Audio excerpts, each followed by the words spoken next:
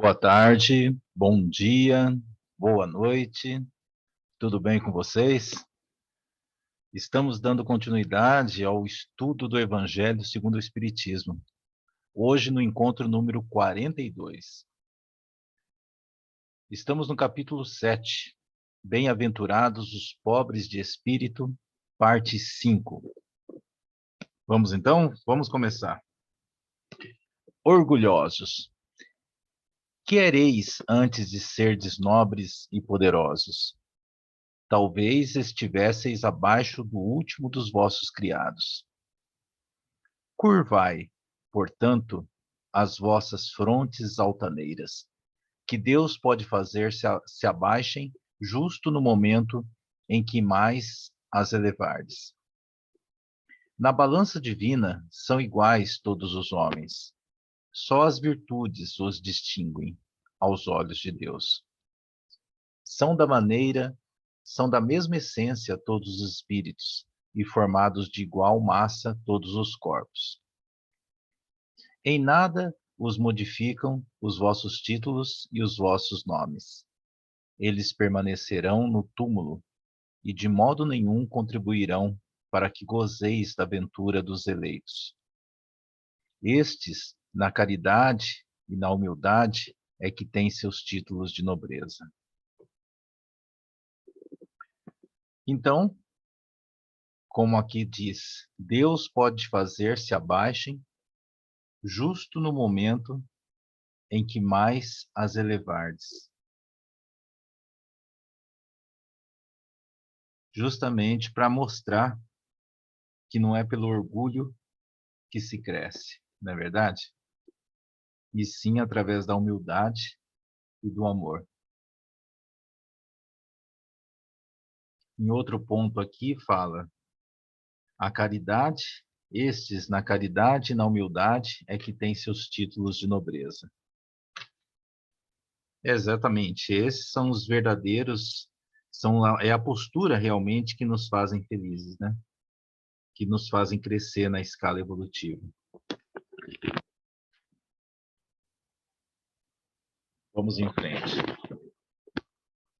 Pobre criatura, és mãe, teus filhos sofrem, sentem frio, têm fome, e tu vais, curvada ao peso da tua cruz, humilhar-te para lhes conseguires um pedaço de pão.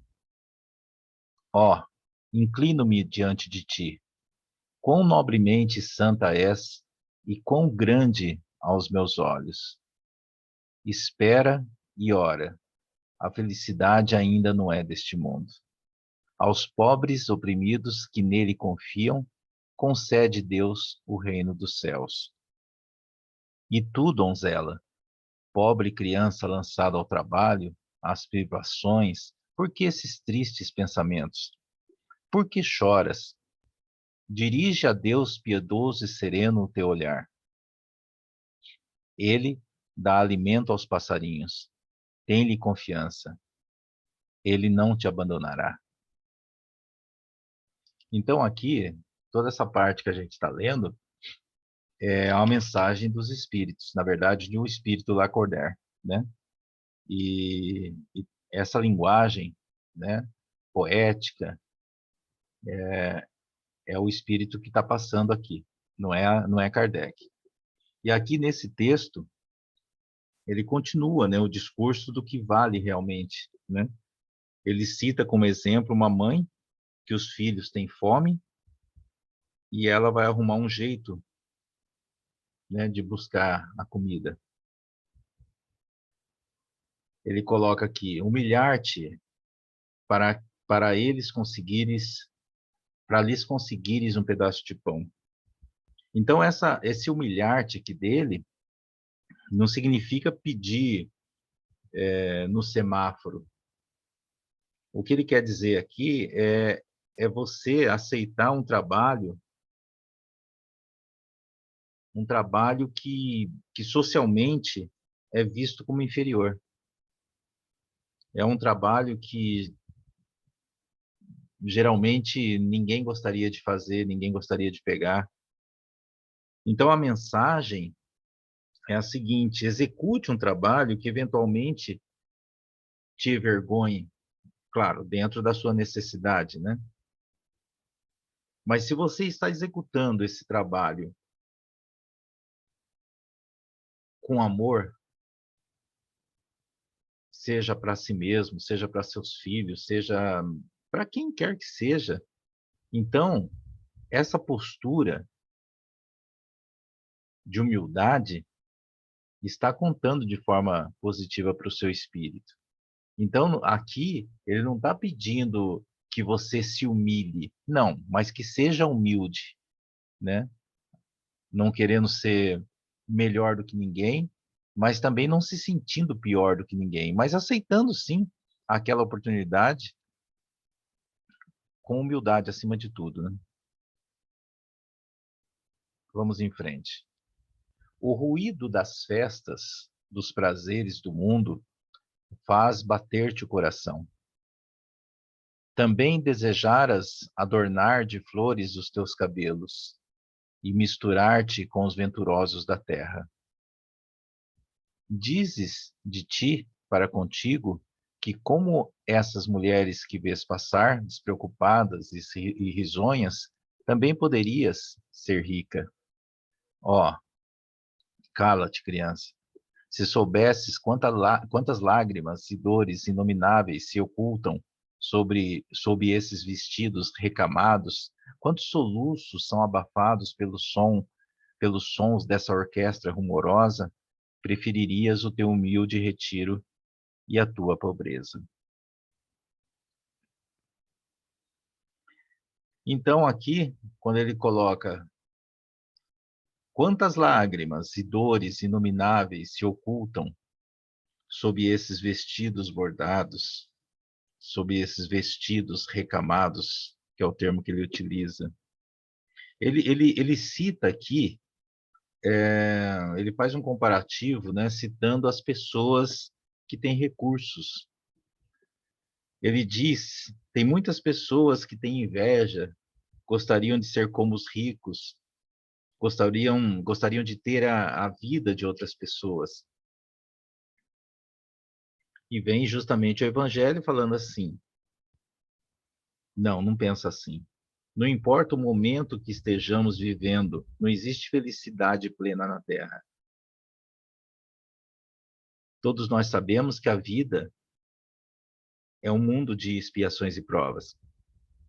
Então, a felicidade, né, como ele cita aqui essas mulheres despreocupadas e risonhas, a felicidade é uma felicidade relativa, porque são momentos que a pessoa passa.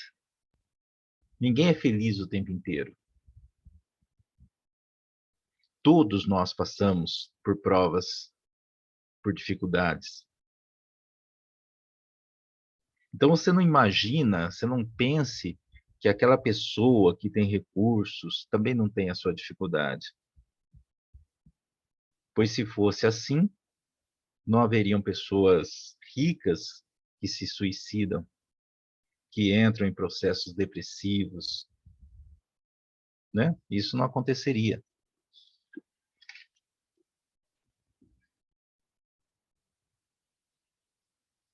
Conserva-te pura aos olhos de Deus.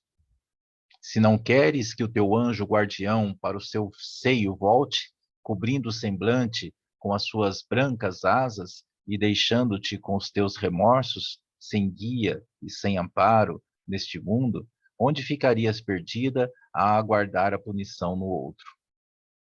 Todos vós que dos homens sofreis injustiças, sede indulgentes para as faltas dos vossos irmãos, ponderando que também vós não vos achais isentos de culpas. É isso caridade, mas é igualmente humildade. Se sofreis pelas calúnias, abaixai a cabeça sob essa prova. Que vos importam as calúnias do mundo? Se é puro o vosso proceder, não pode Deus vô-las compensar? Então, como aqui coloca, sede indulgentes para as faltas dos vossos irmãos. Todos nós temos que trabalhar a nossa postura, o nosso pensamento, as nossas palavras, para deixar de censurar o outro.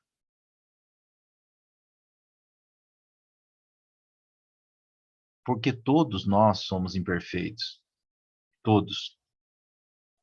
Nós não temos autoridade moral para julgar e analisar o próximo.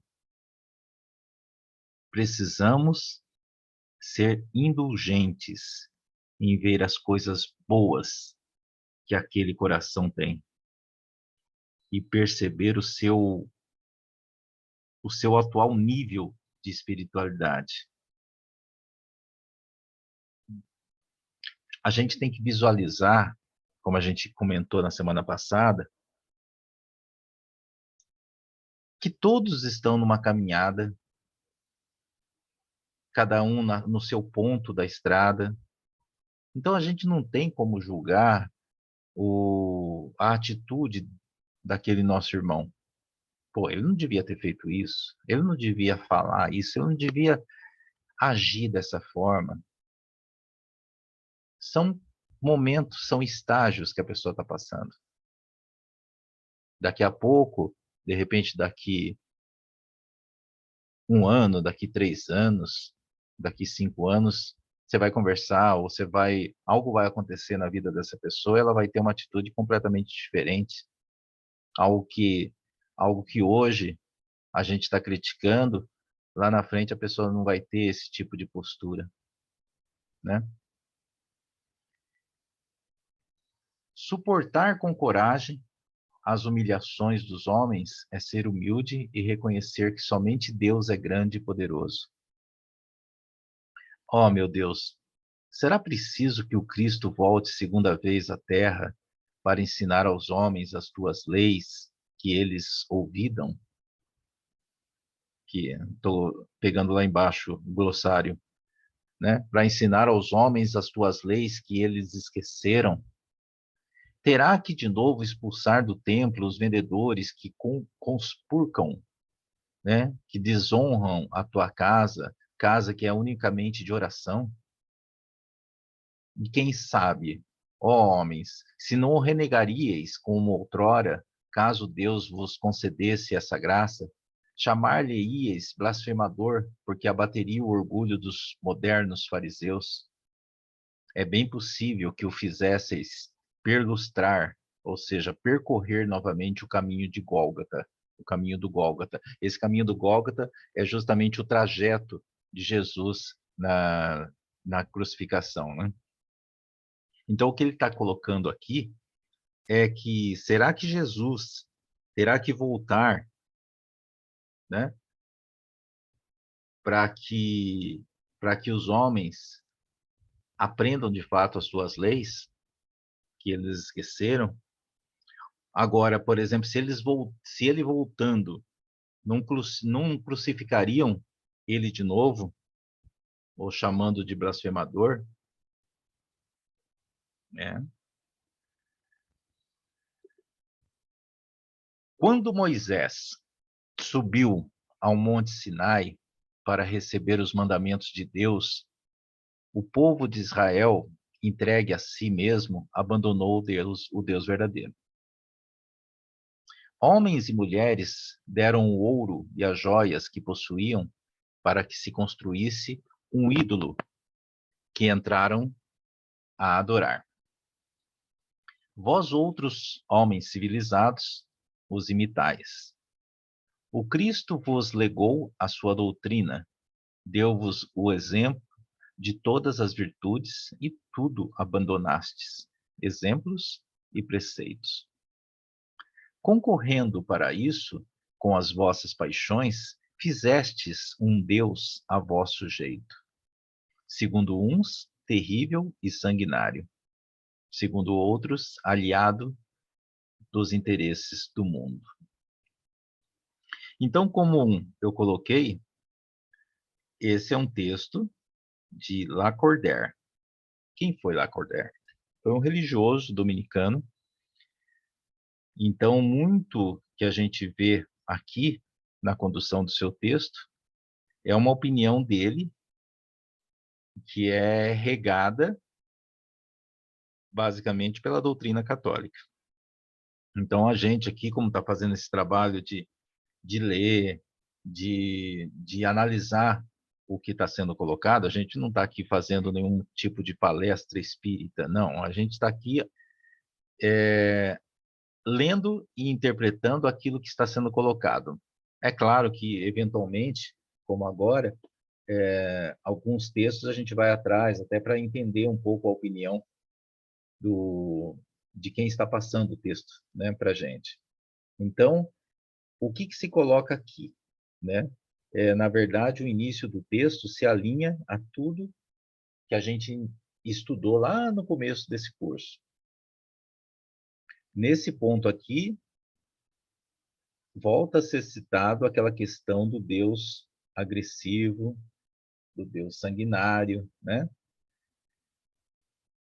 No primeiro parágrafo, o que é colocado? Quando Moisés subiu ao monte Sinai para receber os mandamentos de Deus, o povo de Israel, entregue a si mesmo, abandonou o Deus verdadeiro. Que Deus verdadeiro, gente? Que Deus verdadeiro? O Deus de Moisés, ok? E como que era o Deus de Moisés? A gente já estudou. Era um Deus terrível, que tinha uma personalidade, sabe, sanguinário, meio violento até, né? O Deus de Moisés. Então vamos pontuar aqui algumas coisas para que a gente se situe. De um lado, nós temos aqui um povo que era escravo no Egito, que tinha perdido suas convicções religiosas, a sua moral, que era tratado como lixo e que de repente foi liberto por um cara que dizia ouvir vozes, certo?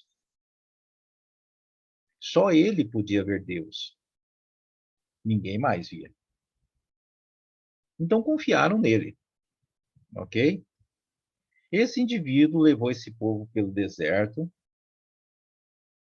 acabou essa travessia que durou 40 anos, que é que é um tempo, acima de tudo, simbólico, não tem como aferir se foi quantos anos exatos, quantos meses, enfim, 40 anos.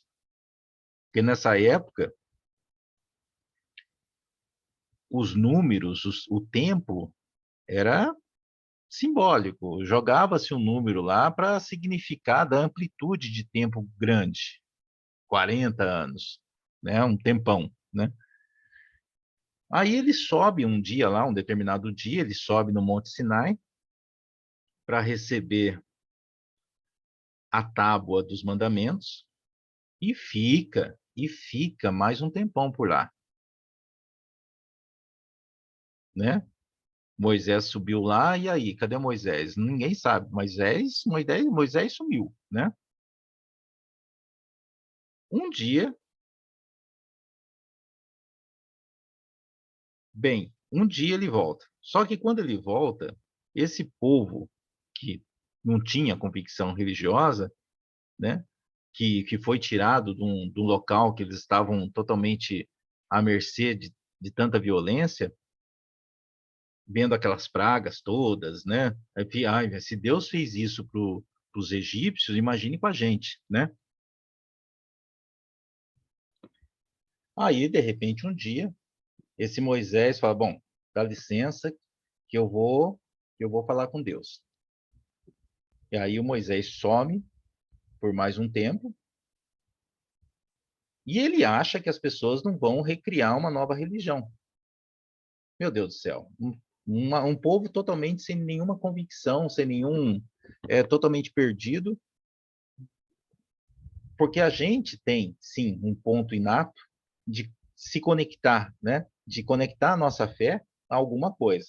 é do ser humano. E aí, o que que eles fizeram? Criaram um bezerro de ouro. Aí Moisés volta, depois de um longo tempo.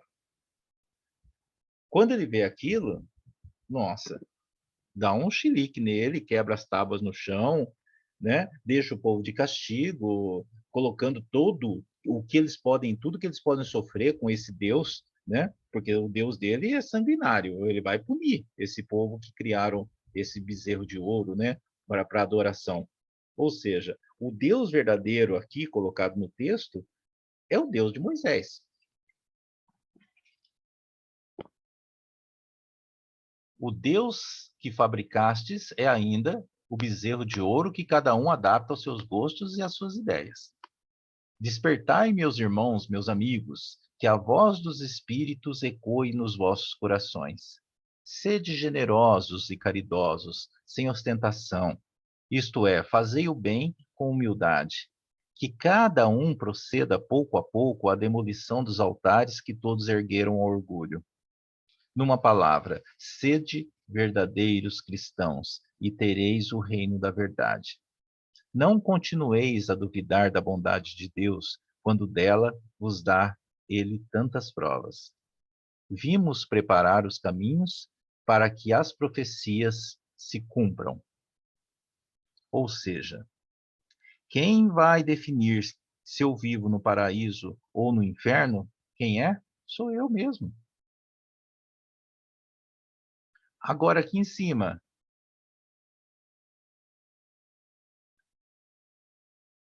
se a gente fala aqui, é,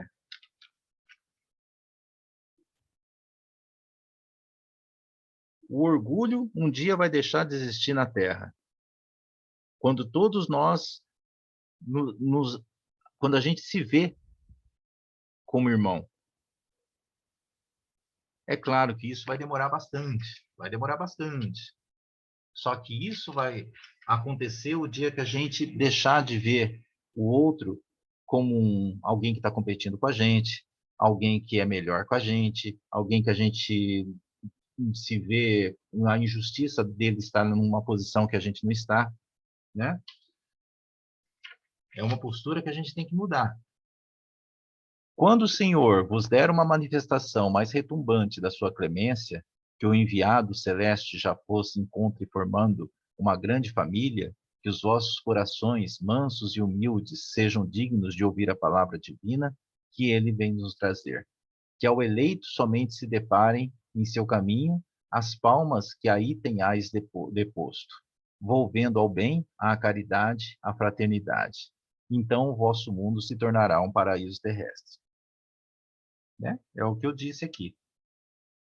Quando ele fala de manifestação mais retumbante da sua clemência, o que que é isso? O que que é a manifestação mais retumbante da sua clemência? Depende do teu nível de espiritualidade que você se encontre.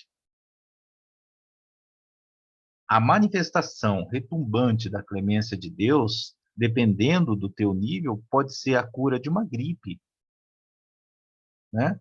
Para outra pessoa, pode ser a cura de uma paralisia física.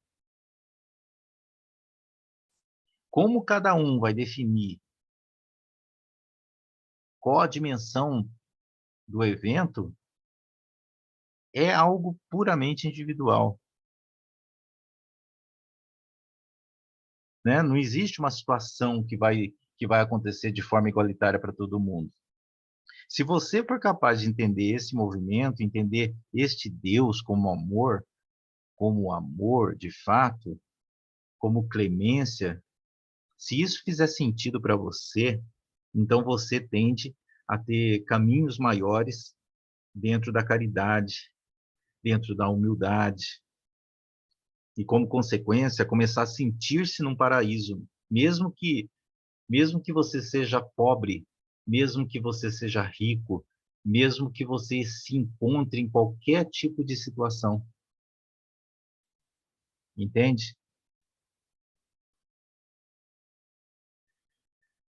No entanto, Se permanecerdes insensíveis à voz dos Espíritos enviados para depurar e renovar a vossa sociedade civilizada, rica de ciências, mas tão pobre de bons sentimentos, então nos restará senão chorar e gemer pela vossa sorte.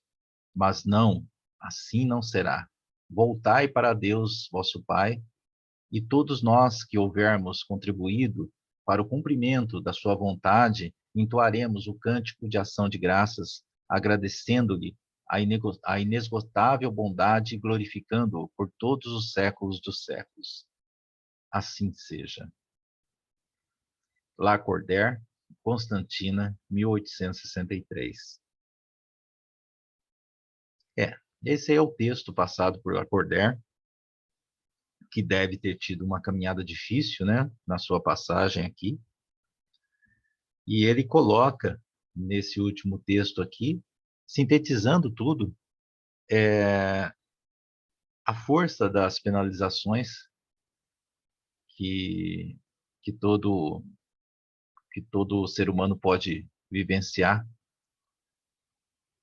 se não mudar a sua forma de viver, a sua forma de agir em relação ao outro, né? É isso. Finalizamos a parte 5 e vamos agora para a semana que vem, a última parte do capítulo 7, que é a parte 6. Uma ótima semana a todos. Que Deus abençoe a vida de cada um de vocês.